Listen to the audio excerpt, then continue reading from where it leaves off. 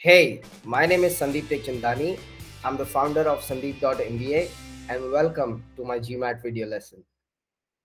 In this video lesson, we will learn sets. The focus will be on the Venn diagram with the help of solved examples. So let's start with the Venn diagram. If S is the set of numbers 1, 2, 3 and 4, then you can write S is equals to 1, 2, 3, 4 in curly brackets. Sets can also be represented by Venn diagrams.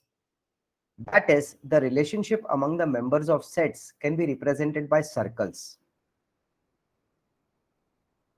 Let me illustrate this with the help of an example. Each of 25 people is enrolled in history, mathematics, or both. If 20 are enrolled in history and 18 are enrolled in mathematics, how many are enrolled in both history and mathematics? Please note that the 25 people can be divided into three sets. The first set is those who study history only. The second set is those who study mathematics only. And the eventual set is those who study both history as well as mathematics. Thus, a Venn diagram may be drawn here where N is the number of people enrolled in both the courses. 20 minus N is the number enrolled in history only, and 18 minus N is the number enrolled in mathematics only. So let's take a look at the Venn diagram in our next slide. So this is our Venn diagram. Please note that N is the number of people who study history as well as mathematics. 18 minus N is the number of people who study mathematics only, and 20 minus N is the number of people who study history only. Since there is a total of 25 people, the number of people who study history only plus the number of people who study both history and mathematics plus the number of people who study mathematics only is equals to 25. If we solve the equation, then we get the value of N is equals to 13.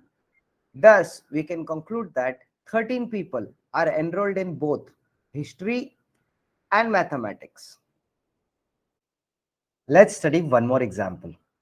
In a certain production lot, 40% of the toys are red and the remaining toys are green. So we have two colors, red and green. Half of the toys are small and half are large. So we have two sizes, small and large. If 10% of the toys are red and small and 40 toys are green and large, how many of the toys are red and large? Please note that for this kind of problem, it is always helpful to organize the information in a table. So here is our table. We have two colors, red and green, and we have two sizes, small and large. Let me explain this table to you in detail.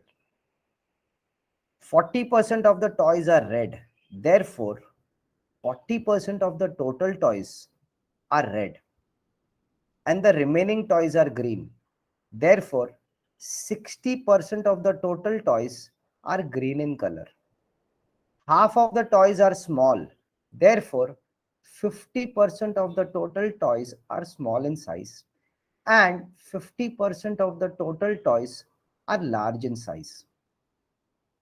Further, if 10% of the toys are red and small, therefore 10% of the total toys are red and small and 40 toys are green and large. The numbers in the table are the percentages given. The following percentages can be computed on the basis of what is given. So let's look at that table. So if 10% of the total toys are small and red and 50% of the total toys are small, then 40% of the total toys are green and small. Similarly, if 60% of the toys are green, then 20% of the toys are large and green because 40% plus 20% must be equals to 60%. And if 20% of the toys are large and green, then 30% of the toys must be large and red because 30% plus 20% must be equals to 50%. In the next step, we will write let the number of toys be n. Since 20% of the number of toys are green and large, and it is given that there are 40 green and large toys, we can frame an equation as follows.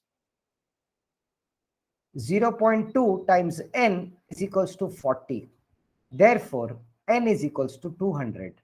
Hence, we can conclude that 30% of the 200 toys or 60 toys are red and large. So just to summarize, we learned how to solve word problems with the help of Venn diagrams in my video lesson.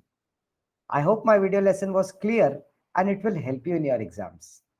That is all, my friends. If you found my video lesson helpful, then you should go to sandeep.mba for more information on the GMAT, how to prepare for the GMAT and applying to business schools. You should also click on that like button and let me know in the comments which topics you would like me to cover in my future video lessons. And of course, if you have not yet subscribed, then go ahead and click on that bell so that you'll get notified about my future video lessons. All the best.